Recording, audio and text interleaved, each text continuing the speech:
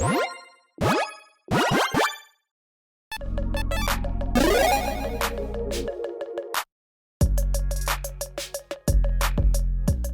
everyone, Mitch coming up with the Commander Core Studio. Welcome to the show. So on today's episode, my goodness, do I have a deck tech for you. One that your opponents will not see coming.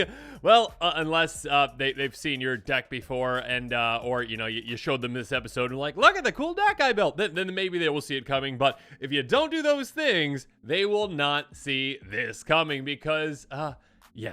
Let's just jump into it. Let's jump into the Commander first. I really want to get to the Golden Pig too, because that is what this entire deck is built around. But yeah, let's talk about the Commander first. A crucial aspect of this deck, obviously.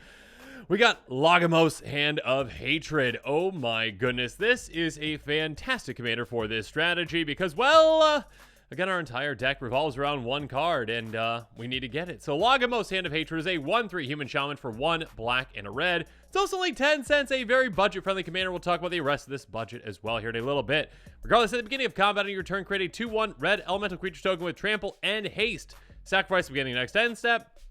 Tap, search live for a card, put in your hand, then shuffle. Activate only if 5 or more creatures died this turn. Now, again, we need to hit that requirement if we are going to get the card in our hand, unless we actually draw into the Golden Pig, which would just be great. That'd be fantastic. Now, there's a couple ways that we can actually meet that requirement. Number one, our commander already provides us with a token on every single one of our turns, which is nice. On combat, cool, we get a token. It is sacrificed at our end step. That is 1 of 5 creatures we would need to die in that turn in order to actually get that ability to activate the ability. And of course, we have other creatures in this deck as well that can provide, well, or be seen as, be used as creature fodder, so that we can utilize them to, well, yeah, just go away, so that we can go get the Golden Pig. Again, if we have 5 creatures die, great. Keep in mind, this does not specify our creatures, though. It says activate only if 5 or more creatures die this turn. It doesn't say whose creatures they have to be. So, obviously, this also counts our opponent's creatures as well. So, for our opponent's creatures, bite the bucket, kick the bucket. Yeah, I was combining 2 phrases. Anyways, if they kick the bucket, then, or bite the bucket, then essentially, yeah, we can activate this as well. So if our opponents are swinging at each other in combat and creatures get taken out, if someone casts a Wrath that just happens to allow our commander to stay around, you know, maybe like one that, you know, destroys all creatures above a certain power or whatnot, that is another way to do it. Maybe someone has a sacrifice, you know, edict effect essentially, like a barter in blood that makes everyone sacrifice 2 creatures. And if we have 2 creatures, we're fine outside of our commander. There's a lot of ways that we can, you know, utilize this commander again outside of just having our own creature fodder. But of course, we've got plenty of creature fodder to talk about here in a bit as well. That being said, again, this entire deck is built around that Golden Pig. Before we jump into that card, though, a quick reminder that on these episodes, well, they are budget-friendly deck techs. This is going to be a deck that is just, according to Moxfield's prices, $28.30, and that includes one card that is, well, outside my normal budget range. Again, most cards, you know, that I use in episodes, essentially, are going to be less than $1. Again, every single card in this deck, including the commander, is less than $1, except for one card I did make an exception on, and that card's price might change in the near future when it does come out officially, because that card is, well, again, our Golden Pig, and it hasn't come out yet, so we'll get into that. Again, if you are interested in this deck, make sure you check out that deck list link in the description below. And of course, on this episode, I'm going to take you to different tactics to show you how this deck works and how we're going to win with it. And now, with all that said, let's jump into the tactics. In the first one, I'm very sorry to my favorite card of all time, but right now I need to get to the Golden Pig first to actually explain how this deck works. So, we have, as the Golden Pig of this deck, Dance with Calamity. There we go. An incredible card. One that I am so excited to see. And apparently the borderless version is the cheaper version. Moxfield does pull the cheaper version for whatever reason. Again, $6.64 currently. Again, usually outside my budget, but I made an exception for this one. And again, when it's actually released, it might be underneath, you know, that dollar. I highly doubt it. We shall see. Regardless, it is a sorcery for 7 and a red. Shuffle your library. As many times as you choose, you may exile the top card of your library. The total mana value of the cards exiled this way is 13 or less. You may cast any number of spells from among those cards without paying their mana cost. Basically, you're playing blackjack, kind of in a way. It's kind of really, it's really weird, really interesting, really funny card. It's absolutely fantastic, and the flavor on it is just incredible. I believe the other version has, like, you know, just another day, no normal day in Innistrad. I don't know why this version doesn't have the flavor text. Regardless, this deck is built around this card. If we can get this card with our commander and we can cast it and our opponents don't stop us, well, we win. we just win because this deck, well, again, with this, you'd have to play the actual blackjack game where you're like, okay, this is 8 mana, right? The entire card is 8 mana. 13 is the other part where you get to, decide, if you keep getting cards off the top, and if it's 13 or less, you get to cast them. So basically hitting 21, again, blackjack, right? That's the kind of, funny part of the card. Now, in most circumstances, you'd have to actually make a decision every time you reveal a card off the top. Okay, cool. Okay, land. Oh, okay, 5. Okay, I'm at 5. All right. I don't have a lot of, 8 or more in this stack, mana cost cards. So, okay, I'll keep going. Okay, all right, I had a 2. All right, now I'm at 7. Okay, I only got 6 left. I'll keep going. Okay. And then you might end up busting. You might get something that, maybe you got another 7. Oh, no. Uh-oh. You just busted. You went to 14, which is, 22, I guess, in combination with this 8. So, yeah, you don't get to cast any of those cards. But if you hit that magic number 13 or less, you get to cast all of them for free. And in this deck, well, this deck was built in such a way that the total mana value of every single card in this deck is, well, not including the commander, which is outside, the command zone. In the 99, though, is 21. It is exactly 21. Including this card, it is 21. So therefore, the other cards in this deck add up to exactly 13 mana value, and therefore we can cast our entire library, guaranteeing that we hit the exact cards that we need to win. And win we shall with that combination of cards. So yeah, again, Dance with the Calamity makes this entire deck possible. It is revolved around this entire card. And yeah, that's what makes it the Golden Pig. So now let's move on to our next tactic, which I am calling Breakdance. Because, dancing, but you're breaking the game kind of. Clever, right? Anyways, we've got First Day of Class is our first card that we're going to bring up. And yeah, this is kind of like a, just like an innocuous card. It's like, oh, okay, yeah, an instant for 1 in a red. This can't be that, that good, right? Whenever a creature enters the battlefield under your control this turn, put a +1 counter on it and it gains a still have turn. Also learn, that's nice. So basically, unfortunately, the rules committee doesn't like outside the game, so we can't reveal less from outside the game, put in our hand. But we can discard a card to draw a card. Sure, that's nice. That doesn't really matter because if we are casting this in combination with our other cards, we just win. So, yeah, rummaging. Not really that big of a deal for us. What really matters with this is actually not the haste, but it is actually the part where it says that a creature entering gets a counter on it, which is lovely. It's kind of like a static, like, enchantment effect, kind of, or artifact effect that would just be, like, in play, like, hey, creature comes to play, gets a counter. Cool. Yeah, you don't really see this on instants very often, or sorceries, and this one is particularly good. Again, it only has a mana value of 2, so it's taking down. So if we're doing our little count right now, we've got 13 down to 11 left, right? To make up 2 of that 11, we've got Putrid Goblin, an incredible card, a very simple 2/2 zombie goblin. Oh, poor zombie goblin in the muck. I'm so sorry. Anyways, for 1 in the black, that has Persist. Again, just 1 piece of text on this. I mean, except for the reminder text. 1 piece of text on this, and this is an incredible card for this kind of a deck, this kind of a combo. When it dies, but no -1/-1 counters on it, it comes back into play with a -1/-1 counter on it. So you might be seeing what's happening here because, again, with, First Day of Class, you're like, okay, my creature's going to play with +1 counters on them. So this, if you were to say have it die, it would come back into play with a -1/-1 counter on it and a +1/+1 counter on it. In those, with the updated rules from whatever year that was, years and years ago, those cancel out. So it comes into play with no counters on it, essentially. So therefore, if it were to die again, well, it could come back again, and then again, and then again, and then again. So now that we're down to 9 mana value left out of our 13, we've got 4 that we are taking up out of it. That is a big chunk, but is well worth it with Sling Gang Lieutenant. A hilariously awesome card, one that is in another one of my decks, and I absolutely love it. And now it's really good in this one, too. A 1/1 goblin for 3 in a black that says, enters the battlefield, you get 2 1/1 red goblin creature tokens. And on top of that, you can sacrifice a goblin and target player loses 1 life and you gain 1 life. So this is a free sacrifice outlet for us that not only can gain us life, I was going to say that in reverse, but yeah, it can gain us life, which is nice, but it can drain our opponents more importantly. And again, Putrid Goblin is a zombie, but also a goblin, so we can sacrifice it with this. And again, thanks to First Day of Class, we can do this an infinite number of times. Again, we cast First Day of Class. All of our creatures are coming to play with counters on them. Cool. Our Putrid Goblin is in play. Poor little dude. We sacrifice it with this. We drain an opponent. It comes back into play. Those counters cancel out. We can keep doing this again and again and again, draining all of our opponents out infinitely. And there you go. We only have, we've got like 5 mana left out of our 13. We don't even need those other 5. I'm going to take those other 5, though. Okay, I'm keeping them. I'm using them.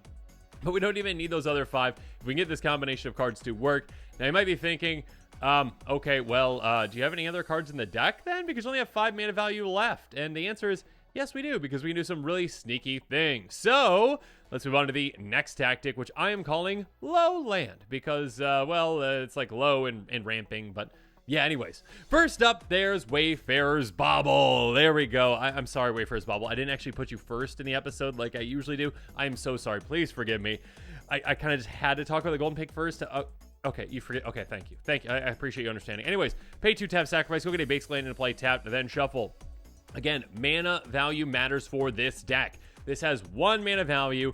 It is worth it for this deck to say, yep, I'd like to ramp so I can get there quicker, so I can get things done faster, so I can cast Dance with the Calamity quicker. A 1 mana ramp spell is fantastic, and there really aren't many that can actually do that.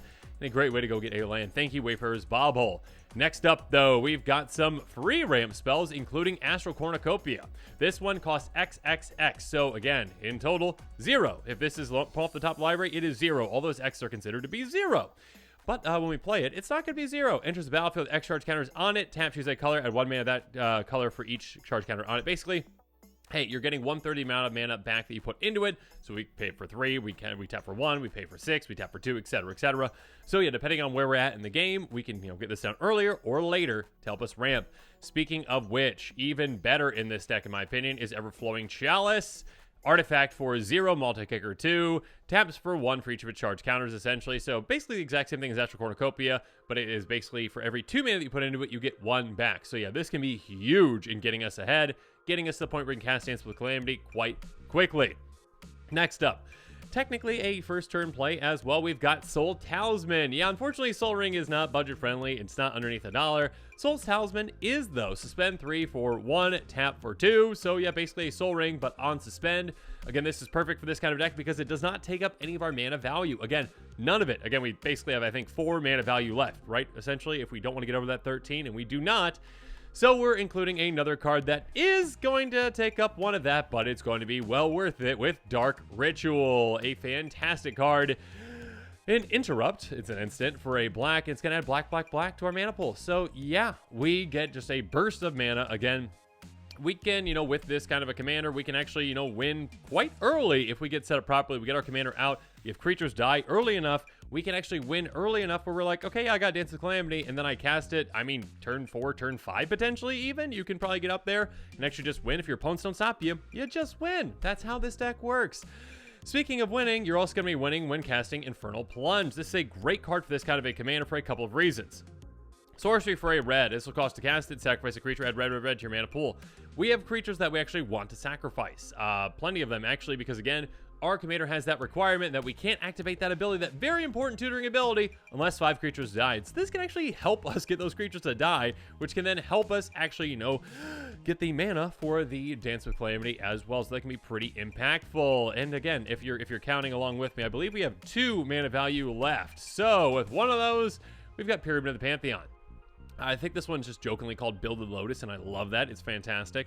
It's an artifact for just a single mana. It doesn't actually tap for anything to start. Pay 2, tap, add 1 mana of any color to mana pool, put a brick counter on it. So basically, it's kind of like an inefficient, essentially kind of like filtering method, but it gets those brick counters on it. And after the 3rd brick counter, this can be huge. Tap at 3 mana of any 1 color to mana pool, activate only if there are 3 more counters on it. So again, basically, hey, a Build the Lotus. Like Guild Lotus, but you have to actually build up to it. Again, we are going to be able to build this. We get it down early. We start building more and more and more. And eventually, this can tap for a ton of mana for us. It's going to be very impactful.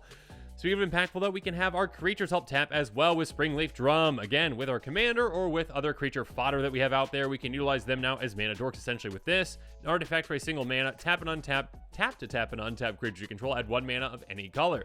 So basically, again, any of our creatures are mana dorks with this. It's another way to ramp early, ramp efficiently, ramp effectively. And again, it is our last, mana value card. That has, a mana value of 1 or more. You know what I mean? We got there. So yeah, every single one of our cards are accounted for that cost at least 1 or more. And now we have no other cards in the deck, right? Wrong, because of course we've got other 0 mana cards. And let's move on to some, which I'm calling fodder fun. Because yeah, we're going to be sacrificing some creatures as well. Again, with things like Infernal Plunge, we're going to be sending them into combat. Into bad situations, we're going to be blocking with them as well.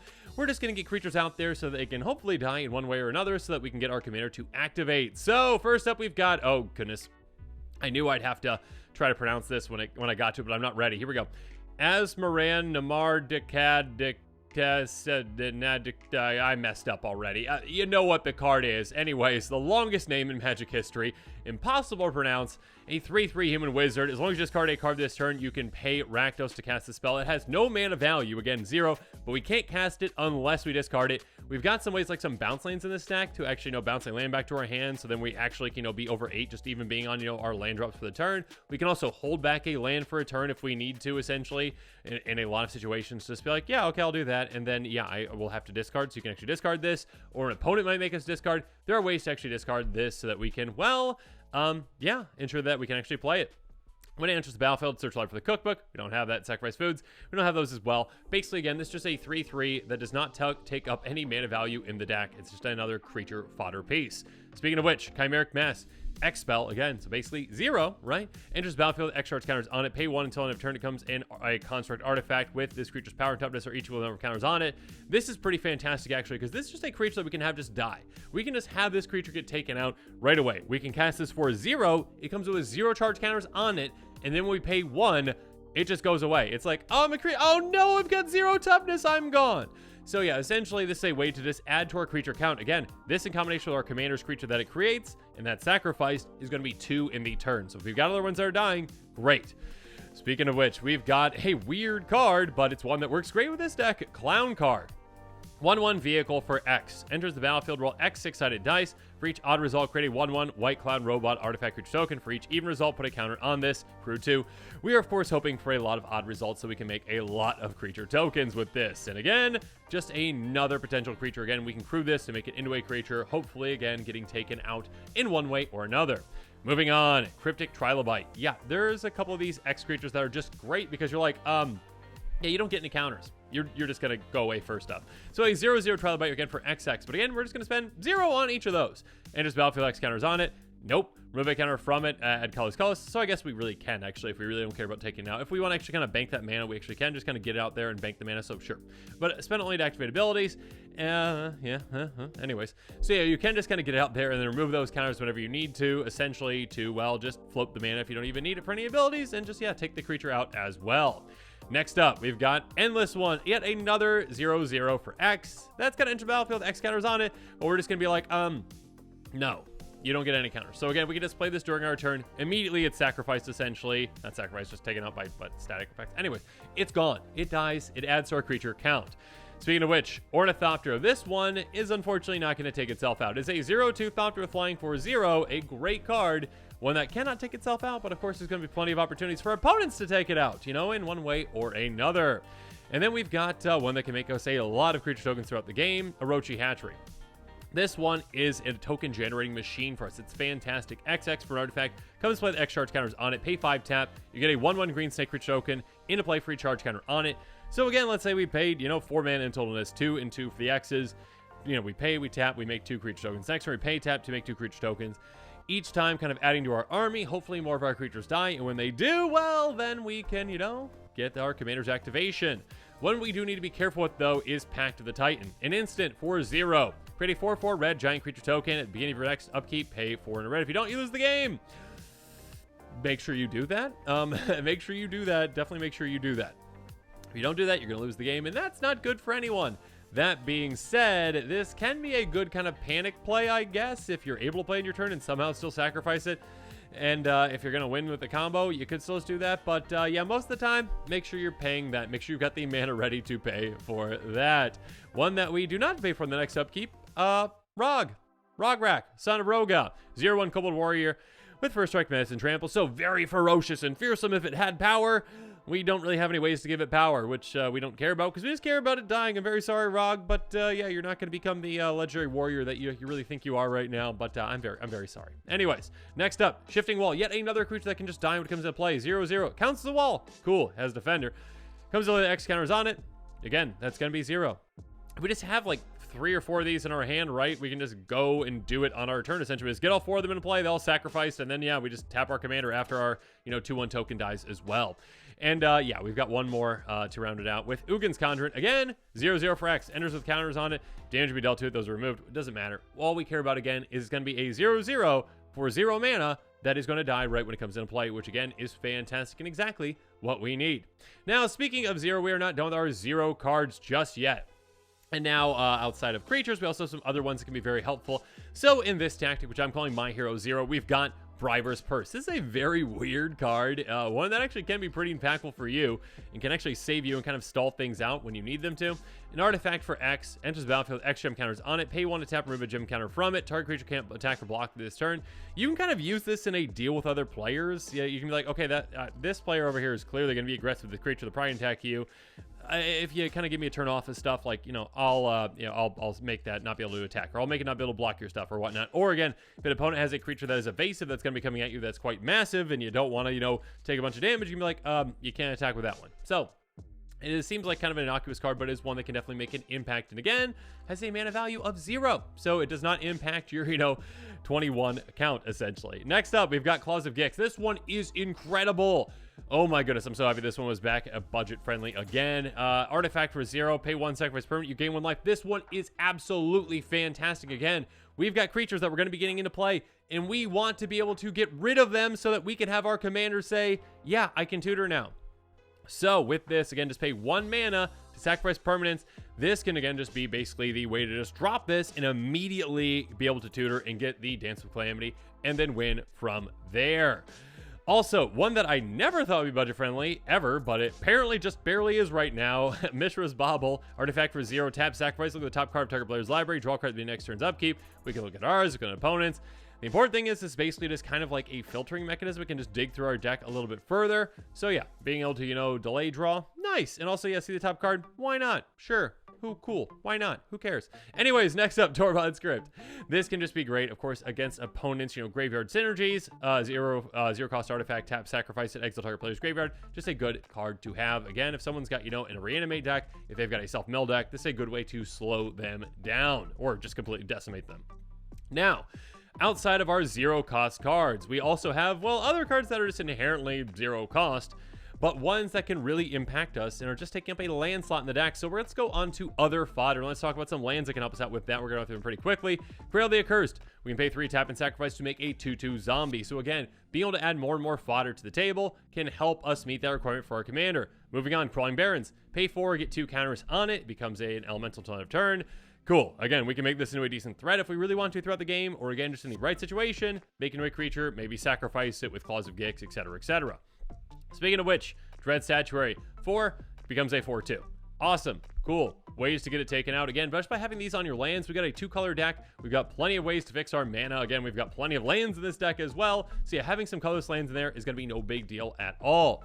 Next up, Dungeon Descent. This is an interesting one. Enters battlefield, tap, taps for a colorless, pay 4, tap, tap it on tap, legendary creature control, venture in the dungeon, activate almost a sorcery. Yeah, we can tap our commander, we can tap Rog, etc., etc. And yeah, essentially utilize them for value with this. When you go through the dungeons, there are different ones that can give you like a treasure token. There's ones that can have creatures sacrificed. There's ones that can make creature tokens. So yeah, depending on the dungeon you want to go through, you can get different value depending on what you need.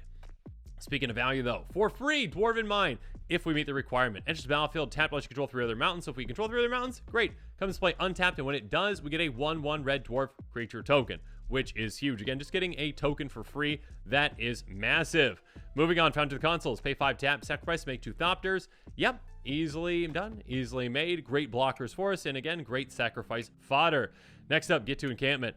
Pay 1 in a red, it becomes a 2/1 red creature with first strike until end of turn, counts as a land. So there are times when first strike's a great thing, obviously, and there are times when you don't really want a first strike, but make sure if you are blocking something with this and you want this to get taken out again for your commander's requirement, that you are blocking something that has more than 2 toughness, so you don't accidentally just take it out first. So make sure you keep that in mind. Moving on, Hostile Desert. Pay 2, exile land for your graveyard. It becomes a 3/4 elemental until end of turn, so land. Yeah, we've got plenty of ways to get lands into our graveyard, and, like Evolving Wilds, etc., many of those. And when we do, we can actually utilize this again as a creature land, which is just nice. Next up, Hostile. I love that name. It's fantastic. This one is a great sacrifice outlet for us. Pay 1, tap, sacrifice a creature, get a soul counter on it. There are 3 more soul counters on it. Remove them, we transform it, activate with sorcery. So again, just a great sacrifice outlet to get us to that point where we need to get to, again, 5 creatures getting taken out in a singular turn. This can definitely help. This flips into Creeping In. which again is another really funny pun. When it attacks, you may exile a creature from your graveyard. If you do, each opponent lose X life. Yeah, you can do that. It's nice. I mean, cool. That's really not the actual, point of this card, but yeah, the point is that it can actually be a sacrifice outlet on the front, and also if you really need to be a creature on the back, you can make it a creature, and then hopefully you have a way to either sacrifice it or get it taken out. Moving on, we've got Kara Keep. This is incredible for a land. Pay 1 in red, tap, make a 0/1 red cold creature token. Cool. There you go. Just a great creature, generating engine for you, and again, it is on a land. Next up, Mistress Factory. Pay 1, becomes a 2/2 until end of turn. Nice. Again, just a single simple mana can make this into a 2/2. Hopefully it gets taken out for you and you can get your commander's requirement. Mistress Foundry, slightly bigger. Hey, pay 2, becomes a 2/2 until end of turn. So, and also these can pump assembly workers if you really want to do that. But yeah, the point is not that. The point is, hey, make it a creature. Like, Mobilize District. Pay 4, becomes a 3/3 Citizen with Vigilance end of turn. It's going to cost 1 less to activate for each legendary creature planeswalker you control. So again, we've got our commander in play. We've got Rog in play. There you go. There's some cost reduction for that. Spawning Bed. Speaking of cost, here we go. Pay 6, tap, sacrifice it. You get 3/1/1 Eldrazi Signs you can sacrifice for mana. That is incredible. This nearly gets you there. Essentially, just on its own with your commander, this nearly gets you there because, again, you've got 3 creatures that you can sacrifice just on their own. These 3 can sacrifice 4 mana. That can be a burst of mana for you, which is great to help you cast that card. And then also, your commander gives you another one too. So if you can get 1 more, you can get there, you can get Dance of Calamity, and you can cast it and win. Moving on, Springjack Pasture. Tap for a colorless, or pay 4, tap, put a 0/1 white goat creature token on the battlefield. Tap, sacrifice X goats, add X mana of any one color in your mana pool. Again, this one can just get you there. If you can get enough goats into play, you can just tap and sacrifice all of them for mana, which can be hilarious and awesome. And yeah, you just sacrifice all of them, you go get Dance of Calamity, and you cast it, and you win. Next up, Stalking Stones. This one is a bit costly again, but still, it's just taking up a land slot in the deck, so it's fine. Pay 6, comes a 3/3 until end of turn. Nice. There you go. And then Urza's Factory. Pay 7, tap, make a 2/2. Nice. Again, not very cost efficient, but still not taking up a slot in the deck. And again, there are going to be times when this does come in useful. And then we've got one that's quite weird, but one that does work very well. Zoetic Cavern. This one can be morphed. It is a morph creature land, which is very strange. So again, basically, yeah, you can put it, face down, essentially, cast it face down as a 2/2 for 3 mana. And there you go. It's not taking up any, of your mana value in the deck. It's still just a land. It doesn't have any mana value, but you can get down as a creature. If you need to flip it over as a land, you can. But yeah, there you go. Just another way to essentially have a creature in the deck kind of cheat around that mana value. Now, let's move on, though, and talk about a couple other lands that I want to highlight, though, in the tactic that I'm calling a land boost. And the first one I want to highlight, yes, is gold bordered. Yes, is legal in Commander if you're playing with any kind of a reasonable group. And there's no reason that gold bordered cards should be illegal.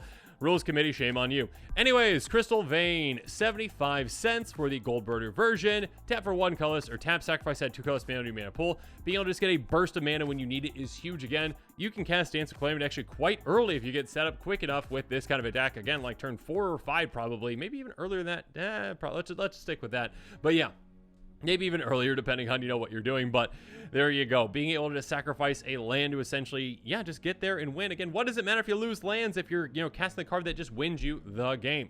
Speaking of which, we've got Dwarven Ruins. Enters battlefield, tap, taps for a red, tap, sacrifice, add red. So again, basically the exact same thing, slightly slower, but again, gives you that mana fixing for red.